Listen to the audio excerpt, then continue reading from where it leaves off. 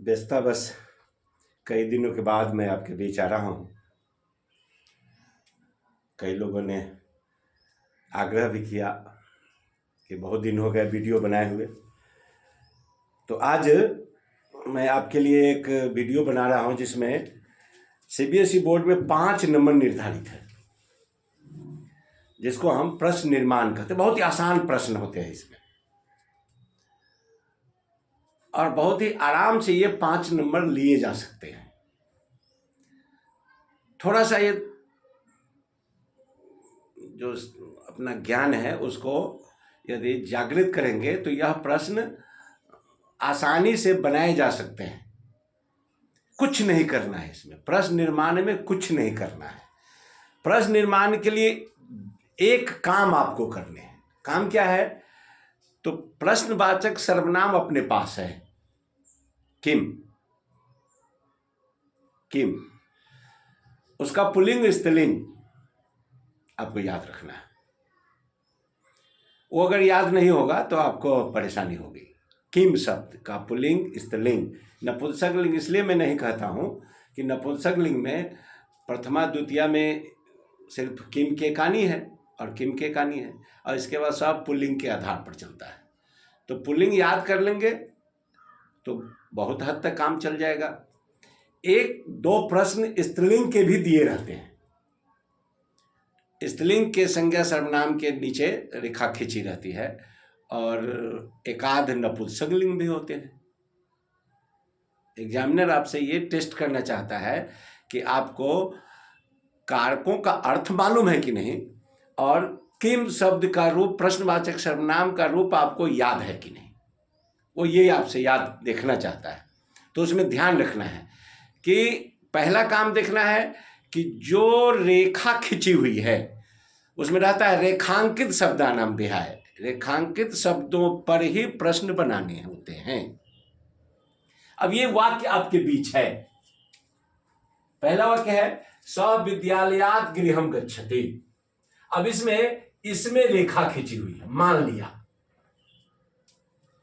तो इसके कारक को पहचानना है कि इसमें कौन सा कारक है। तो इसको देखने से ही लगता है कि अगर देव शब्द का रूप अगर याद किए होंगे आप, या अकारांत में कोई शब्द रूप, जो मैंने द्वितीय वीडियो में बताया था कि कुछ शब्द रूप आपके पास होने चाहिए, तो जो शब्द रूप आपको याद है अकारांत का, तो उसमें आप देखते होगा कि अकारांत के अपदान कारक में विद्यालयात् होता है, देव से देवात होता है, विद्यालय से विद्यालयात् होता है। तो ये अपदान कारक का ये रूप है, एक वचन का है। तो विद्यालयात् गृहं गच्छति, तो वहां पर अगर यह पुल्लिंग है, ध्यान रखना, यह पुल्लिंग है, अकारांत है और एक वचन है, तो किम शब्द का पुल्लिंग का अपदान कारक का एक वचन का शब्द है कस्मात्। तो इसको हटा देना है, और यहां पर कस्मात् लिख देना है। बस ये कस्मात् लिख देना है।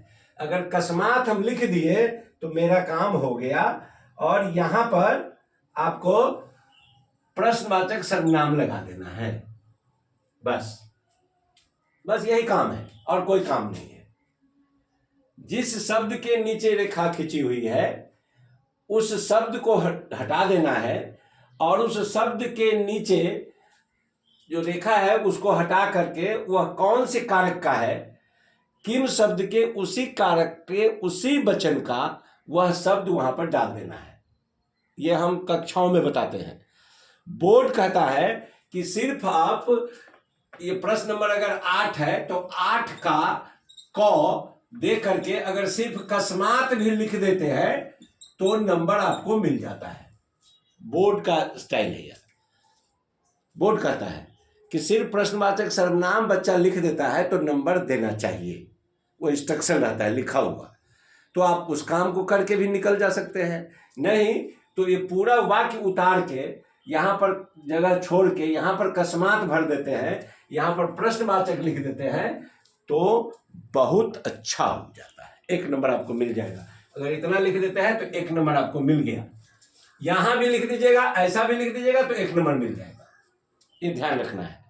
दूसरा प्रश्न देखिए, यहां पर हमने रेखा खींचा, यहां पर है गृह। गृह का मतलब होता है अधिकरण कारक में। तो अधिकरण कारक में जब प्रश्न आएगा तो फिर इसको हटा देना है, काम यही करना है।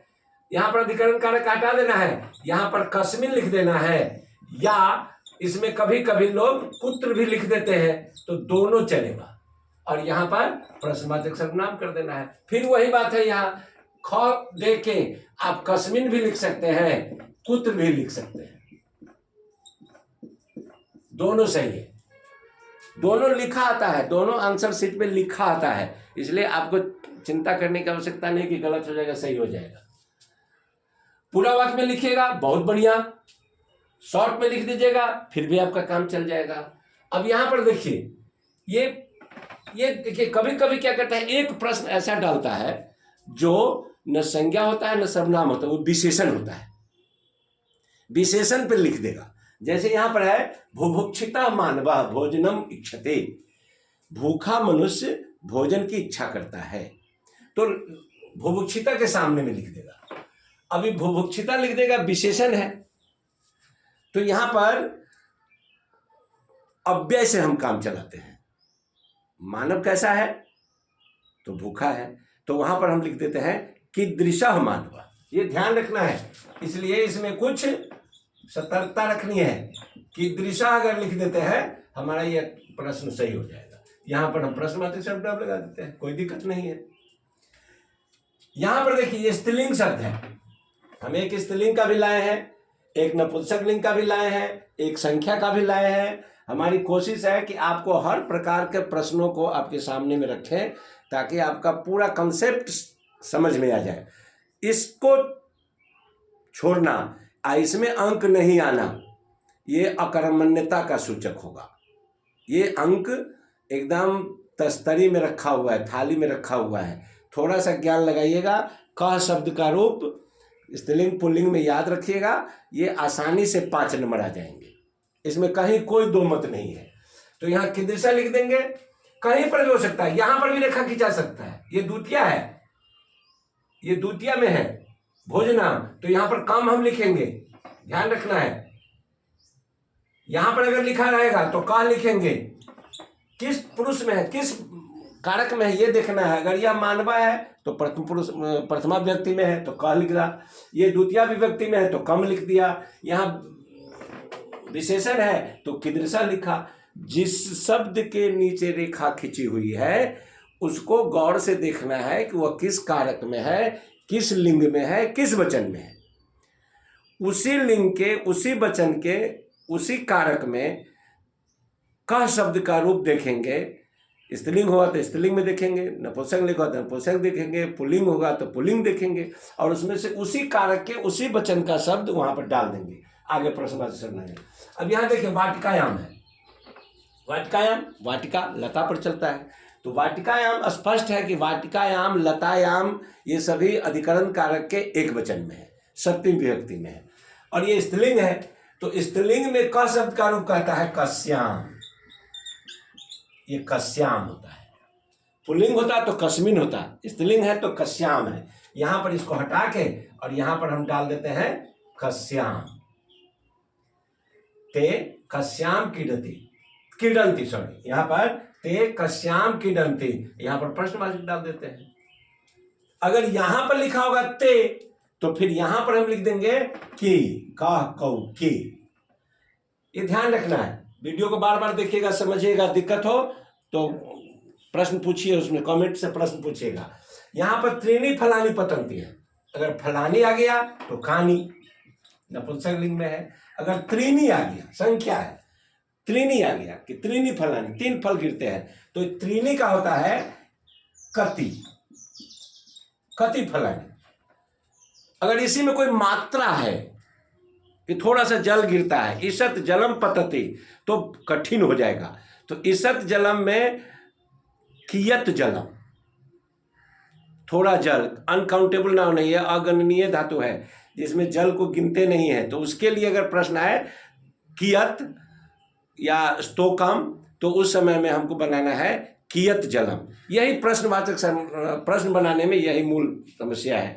सिर्फ किम शब्द का रूप आपको याद रखना पड़ेगा। याद रखिए, उसका अभ्यास आपके पास है। 10वीं वर्ग के भैया बहनों के लिए, बच्चों के लिए अभ्यास है, माला है, पुस्तिका है। उस अभ्यास पुस्तिका को बनाइए और बनाने के बाद यदि कोई समस्या हो तो आप कमेंट सेक्शन में पूछिए। धन्यवाद।